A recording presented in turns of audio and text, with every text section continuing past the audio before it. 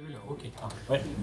Alors bonjour à toutes et à tous. C'est vraiment un plaisir pour moi d'être ici et de parler devant vous, surtout devant vous, parce que c'est dans ce bâtiment que j'ai fait mon apprentissage de mécanicien de précision. Ah ben vous savez, hein, à l'époque on devait faire de la lime, hein. Moi j'étais paumé, on devait faire de la lime, puis moi je rêvais pas tellement de faire de la lime. De la lime, je rêvais plutôt de faire reporter. Bon, dans l'espace, mais bon, ben, ma foi, c'est pas possible. Alors j'ai dit, je fais reporter sur Terre, et me voilà là, à 20 ans, avec déjà une collection des vols Apollo et des vols Skylab. Et puis, ben, bien sûr, qu'est-ce que j'ai fait étant un jeune, voilà, eh ben, j'ai écrit à la NASA. Et puis la NASA m'a répondu, et c'était comme ça qu'il fallait faire pour avoir de la documentation. Voilà la lettre que j'ai envoyée en 1973. Et depuis, c'est resté. C'était vraiment quelque chose d'extraordinaire pour moi. Parce que mon envie, c'était d'aller là.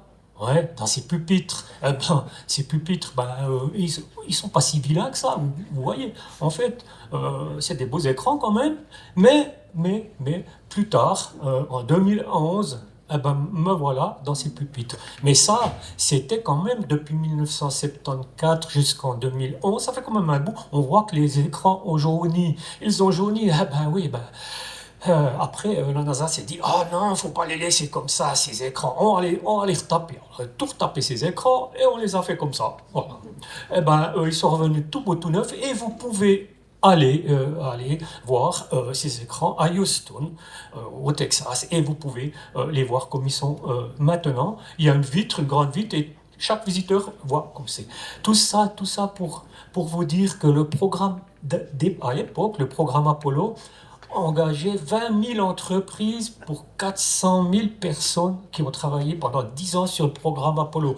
Alors on dit, ouais, est-ce qu'ils sont vraiment allés sur la Lune? Ben oui, avec tout ce monde. Puis à l'époque, ben, on ne pouvait pas tellement trafiquer. Ah, ben voilà, avec tous ces gens qui ont travaillé, il y avait des dessinateurs, il y avait, tout se faisait à planche à dessin et par la règle à calcul.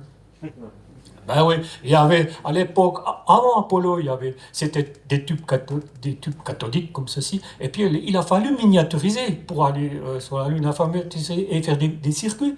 Voilà l'ordinateur, l'un des ordinateurs d'Apollo, il était lourd celui-là, hein, 32 kilos, comme je peux lire ici. Ben ouais, alors par rapport à Nonatel, alors j'ai pris mon iPhone 12, mais c'est le vieux, hein.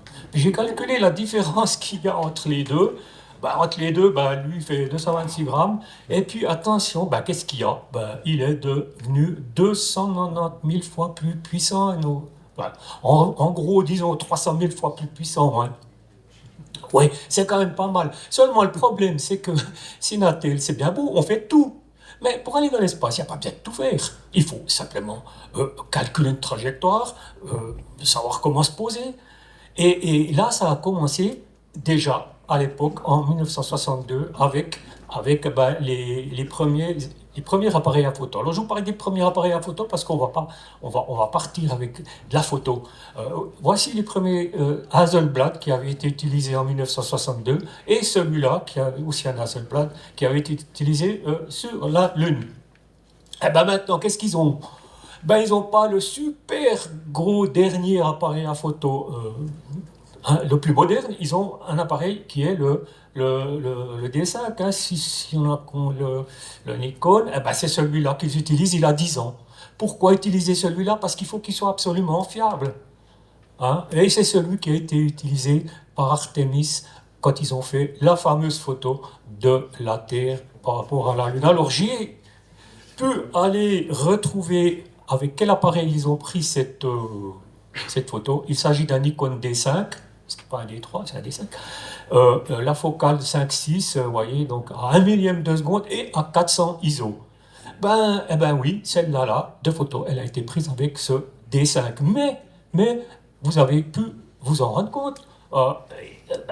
Les astronautes ont quand même pu faire des photos avec leur Natel, et ils ont chacun pris un Natel, 4 iPhone 17 Pro Max. Seulement, ben, ils ont enlevé le Wi-Fi, ils ont enlevé un peu tout, puis ils ont laissé que les choses essentielles, c'est-à-dire faire les photos, et les fameuses photos qu'on a pu voir récemment. On voit une vidéo. Bon. Tout ça, c'est bien joli, mais le Roland qui limait à la Tornos, qu'on a vu avant, dans ce bâtiment, il avait envie d'aller voir les fusées.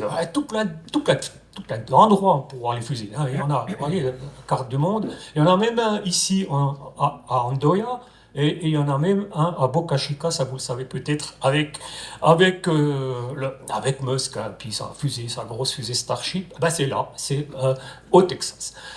Mais pour y aller, voir ces fusées, c'est pas évident, parce qu'il faut s'accréditer, il faut un visa, ben, c'est vraiment embêtant. Mais quand on y est, on peut être là. Voilà, voilà une image où vous avez les flèches rouges, c'est là où nous, reporters, on est, et puis tout à gauche, vous avez la ligne blanche avec les points où c'est la place, par exemple, où il y a Titusville. Et puis là, par exemple, ben, depuis là, il y a 18 kilomètres jusqu'au pas de tir, vous voyez les pas de tir, ces deux espèces de fleurs là, c'est les pas de tir, et un autre pas de tir aussi, 40B, où c'est là que partent les fusils. Alors moi je voulais être là, hein, je voulais être là, puis ben, je devais être, ben, le plus simple, c'est le plus près, c'est ces points jaunes. Voilà. Pour aller là, ben, et après, une fois qu'on est sur place, ben, il faut faire quoi? Ben, il faut passer au contrôle. Alors, on passe avec la fouille des chiens. Bon, écoutez, je vous dis un truc, hein. J'avais laissé une banane dans mon sac. Et le chien, il a regardé, mais moi, j'avais peur, hein. Mais c'était pas grave. Ils ont passé. Voilà, on est allé en bus jusque sur le pas de tir, et puis là, sur le pas de tir, on pose nos appareils à photo. Alors là, vous voyez une fusée avec la sortie des flammes, on voit cette espèce de sortie des flammes, on la voit très bien là. Et puis, j'ai mis mon appareil, on voit mon appareil en noir là, et bon, je me suis dit, c'est quand même un peu près des flammes.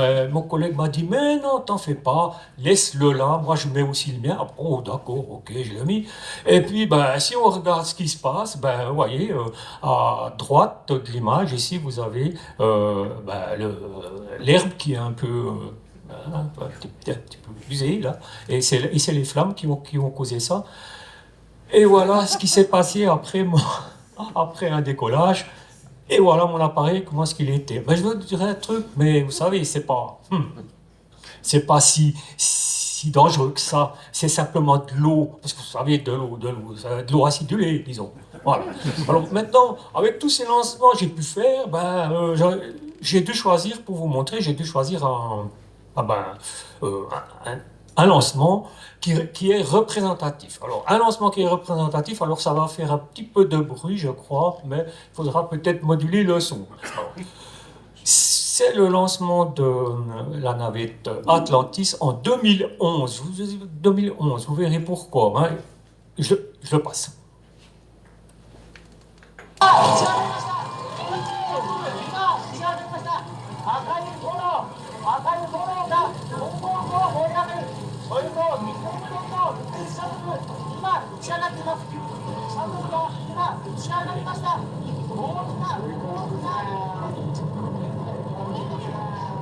Alors là, on sent que ça prend, hein, même pas ici. Oh, hey, qu'est-ce qui se passe? La fusée essaye de bouger ma caméra, mais non, c'est moi qui bouge avec ma caméra. Alors le problème qu'il y a, c'est que je bouge avec ma caméra, eh ben, j'ai dû régler sur l'ordinateur pour que vous ayez la photo nette. Alors c'était avec ce petit appareil-là que j'ai fait en 2011. Maintenant, on a des beaux gros objectifs, c'est beau. Oh, pardon, ah, le spatial, hein. Vous voyez, hein. Alors, ben voilà. Alors voilà une photo que j'ai prise. Alors, à ce moment-là, tout près. Alors, on est à 200 mètres de la fusée Falcon Heavy de SpaceX. Et puis là, voilà une photo que j'ai prise après plus loin, donc à 5 km avec le téléobjectif. Bon, je suis un peu jaloux là. Allez voir ça.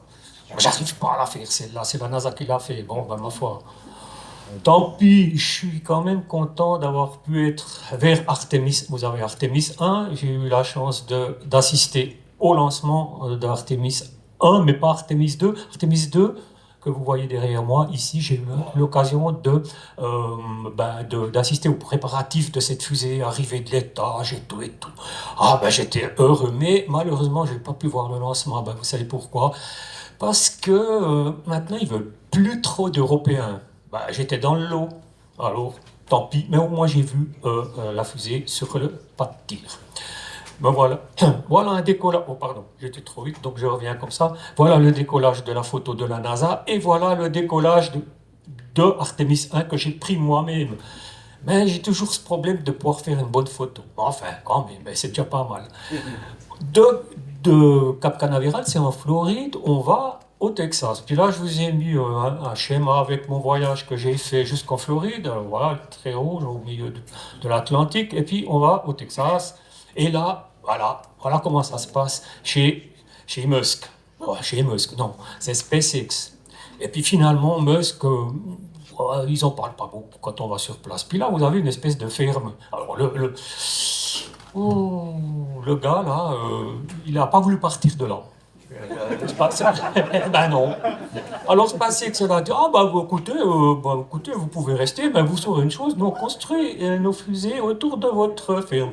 Ah ben ouais, alors maintenant il est content le gars, parce qu'il dit, ah ouais, vous voyez, moi j'ai SpaceX qui est autour. Alors c'est super, quoi.